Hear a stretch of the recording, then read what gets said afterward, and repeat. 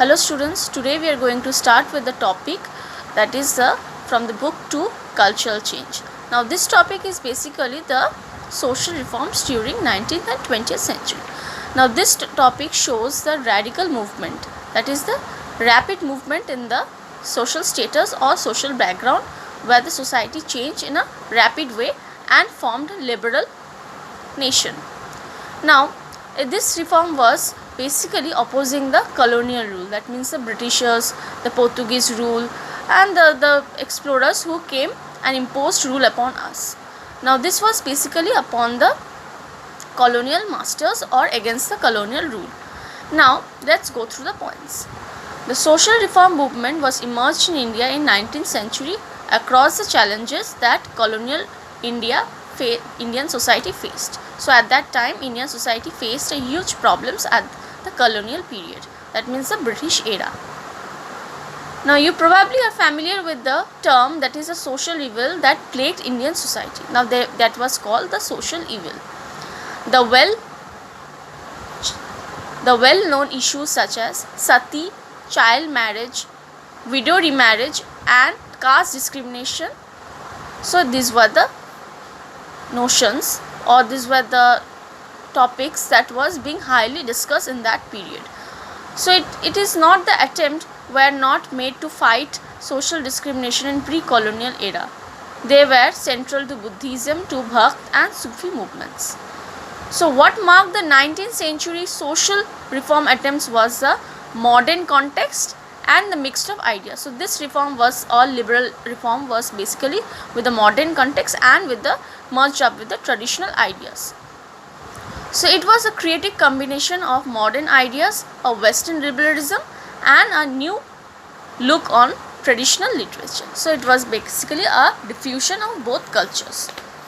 Now sociologist Satish Sabharwal elaborated upon the modern context by stretching three aspects to modern framework change in colonial India. So three reforms were done.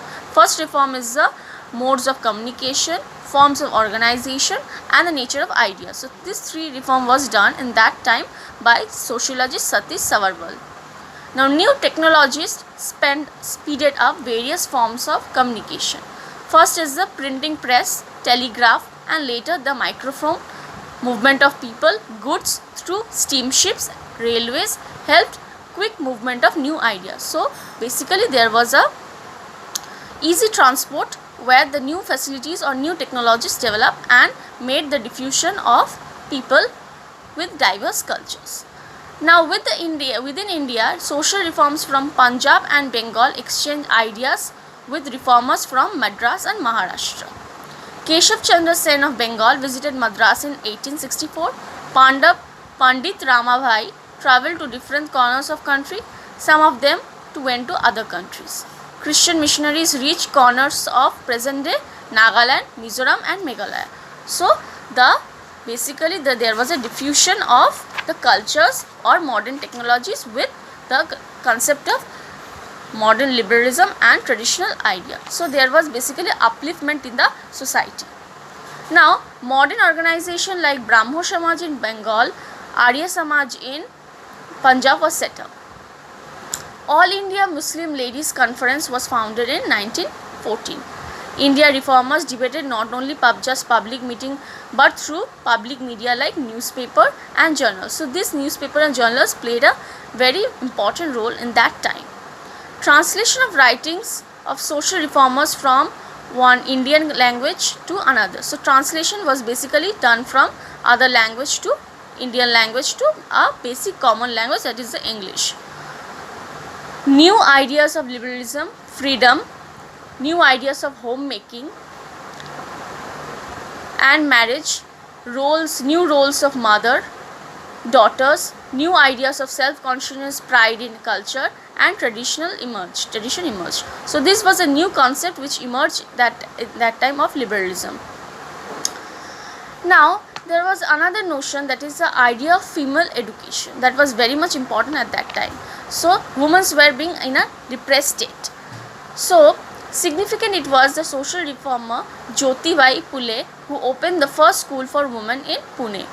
Reformers argue that for a society to progress, women have to be educated. So Jyotirbai Phule was one of the reformer. So she imposed a notion, that is the education of women. So that education of women was so much important that it led to the progress of the society.